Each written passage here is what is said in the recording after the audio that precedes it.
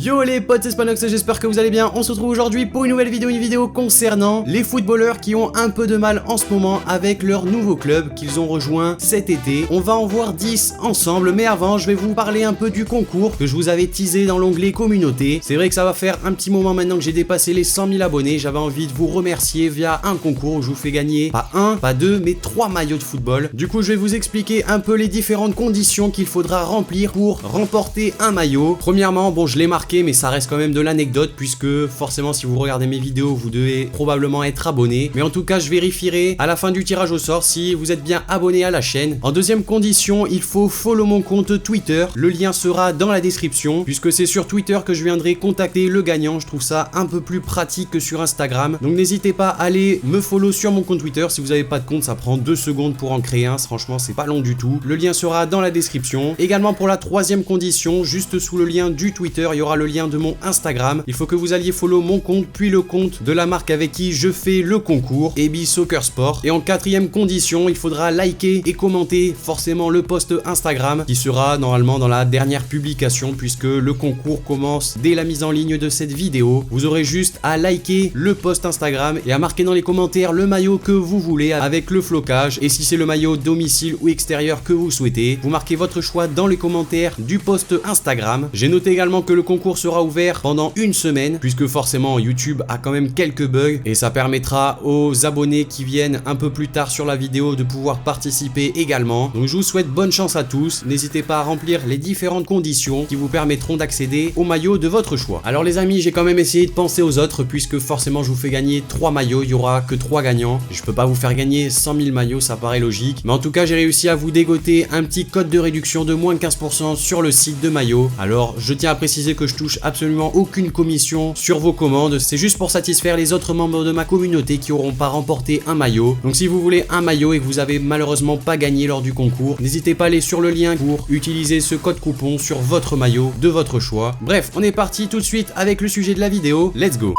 J'ai décidé premièrement de placer Arturo Vidal. Vous avez pu voir que son début de saison avec le Barça est extrêmement compliqué. C'est vrai qu'on pensait qu'il aurait beaucoup plus de temps de jeu puisque Arturo Vidal c'est pas comme certains joueurs assez jeunes qui ont pas trop prouvé encore en Europe. Ça reste quand même un taulier du football européen. Il a montré des choses exceptionnelles autant avec la Juventus Turin qu'avec le Bayern Munich. Et depuis son transfert cet été en provenance de Munich pour 18 millions d'euros, on s'attendait pas à ce qu'il soit une pièce maîtresse du Barça puisque bon, à son poste il y a quand même Sergio Busquets. Et on s'attendait à ce que Ernesto Valverde le fasse jouer un petit peu plus quand même, puisque comme je vous dis, c'est un joueur avec de l'expérience. Dans certains matchs de Ligue des Champions, il peut quand même faire souffler Busquets et le mettre titulaire. Je trouve que Valverde se comporte pas forcément extrêmement bien avec un joueur aussi grand que Arturo Vidal. Pour moi, il a pas le temps de jeu qu'il mérite et c'est bien dommage puisque au Bayern, c'était un joueur essentiel. On a ensuite Quincy Promes qui a signé cet été au FC Séville pour 20 millions d'euros. Il a été auteur d'une saison 2017-2018 remarquable avec son ancien club, le Spartak Moscou. 15 buts et 8 passes décisives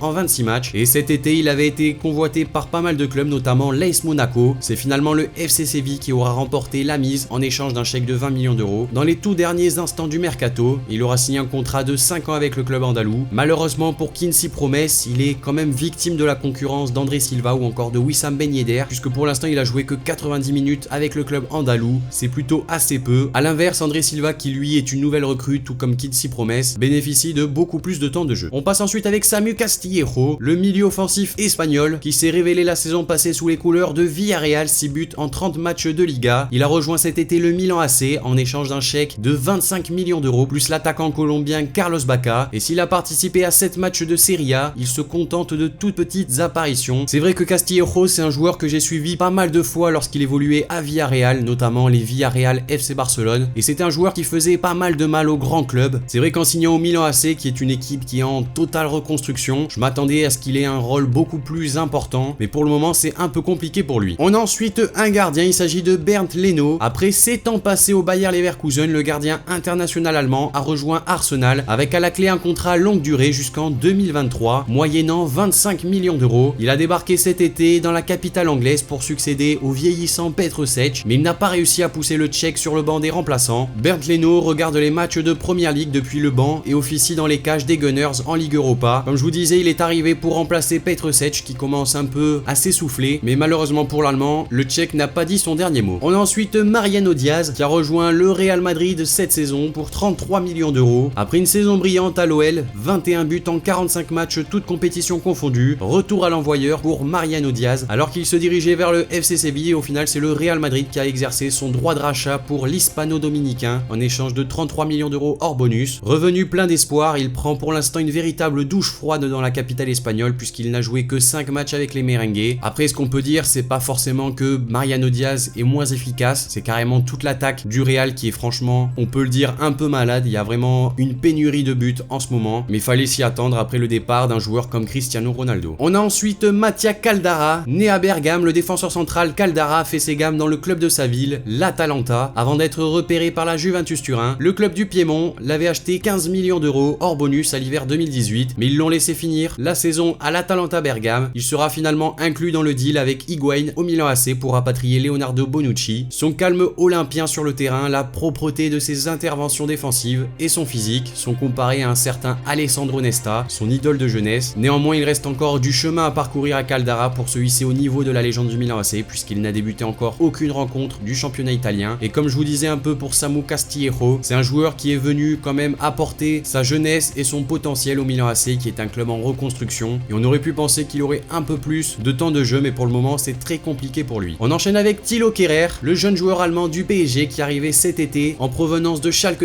04 pour 37 millions d'euros et le moins que l'on puisse dire c'est que pour un défenseur aussi jeune, avoir aussi peu de temps de jeu c'est délicat et compliqué dans sa progression. Malheureusement pour Thilo Kehrer, il est vraiment venu pour jouer le rôle de 4e défenseur dans le club de la capitale puisque devant lui il y a quand même Thiago Silva, Kimpembe et Marquinhos. Kehrer prend franchement les derniers matchs qui restent, les dernières minutes, tout simplement les miettes de Kimpembe, Marquinhos et Thiago Silva. À la rigueur, quand c'est un joueur assez expérimenté, il lui faut pas beaucoup de matchs pour progresser, il a déjà montré ce qu'il valait et il sait déjà comment se préserver, mais un jeune joueur comme Thilo Kehrer qui a fait une plutôt bonne saison l'année dernière avec Schalke 04, c'est assez compliqué pour lui je pense, surtout dans un nouveau pays. En tout cas c'est le futur de la Mannschaft et c'est bien possible que Thomas Tuchel lui fasse gagner des minutes peu à peu. En tout cas pour le moment c'est très compliqué puisqu'on sait qu'en défense centrale, Marquinhos et Kimpembe sont en train de s'arracher le poste de titulaire aux côtés de Thiago Silva, donc je suis assez mitigé sur cette arrivée. On a ensuite Malcom et son adaptation avec le FC Barcelone. Tout proche de s'engager à l'AS Roma cet été, Malcom a pris tout le monde à contre-pied en rejoignant la Catalogne et le FC Barcelone moyennant 41 millions d'euros. S'il avait pointé le bout de son nez lors des matchs de pré-saison, l'ancien des Girondins de Bordeaux n'a disputé que 25 minutes en Liga, barré notamment par Ousmane Dembélé. Il ne bénéficie pas du tout de la confiance d'Ernesto Valverde et commence à susciter les interrogations de l'autre côté des Pyrénées. La saison risque quand même d'être longue pour lui. On sait pas ce qui s'est passé entre Valverde et Malcom, il y a quand même une certaine tension. Je veux bien croire que Ousmane Dembélé soit relativement au-dessus de Malcom. En tout cas, il y a certains matchs où il peut le faire rentrer et faire souffler les attaquants. C'est ce qu'il ne fait pas et Malcom est un peu en train de s'agacer en ce moment. C'est quand même un transfert assez coûteux pour le Barça, 41 millions d'euros pour un joueur qui est même pas sur la feuille de match, ça pique un peu. On a ensuite Vinicius Junior, arrivé au Real Madrid cet été pour 45 millions d'euros et le moins que l'on puisse dire c'est que le prodige de Flamengo a rejoint l'équipe B dès son arrivée pour faire ses preuves. Vinicius Junior a d'ailleurs brillé à plusieurs reprises avec la réserve au point que les supporters des merengues s'impatientaient de le voir à l'œuvre avec l'équipe 1 et l'entraîneur du Real Julen Lopetegui lui a offert ses premières minutes en Liga lors du derby face à l'Atlético Madrid et alors que le Real Madrid n'arrive plus à marquer, Vinicius a beaucoup apporté sur le front de l'attaque. Même si le début a été assez compliqué pour lui, je pense que par rapport aux problèmes qu'est en train de traverser le Real Madrid par rapport à son attaque, c'est possible qu'il ait beaucoup plus de temps de jeu et personnellement je pense que son heure va bientôt arriver. Après c'est surtout que le Real Madrid peut pas vraiment s'appuyer sur Marco Asensio qui est un joueur très irrégulier, des fois il va faire des matchs juste exceptionnels et d'autres fois il va être complètement transparent. Vinicius Junior c'est un joueur qui va quand même apporter sa grinta, sa vitesse et sa folie, même si je trouve ça un petit peu moyen de l'avoir fait commencer avec l'équipe B. Et on termine avec Fabinho qui a été recruté à prix d'or par Liverpool avant même l'ouverture officielle du marché des transferts, soit 50 millions d'euros et Fabinho n'a joué qu'un seul match en première ligue. Le Brésilien prend donc son mal en patience, il a dû s'adapter au style de jeu prôné par Jürgen Klopp. Son faible temps de jeu ne lui a pour l'instant pas porté préjudice en Seleção puisqu'il a été appelé lors de la trêve internationale. Interrogé sur son début de saison compliqué, l'ancien monégasque ne se décourage pas et il est persuadé qu'il aura sa chance tant la saison est longue et le calendrier des Reds chargé. C'est un joueur qui pourrait apporter énormément au milieu de terrain de Liverpool, même s'il y a des joueurs très talentueux comme Naby Keita, même James Milner qui est en train de se transcender alors qu'il a déjà les 30 ans passés, mais on espère que Jürgen Klopp lui donnera un petit peu plus de temps de jeu.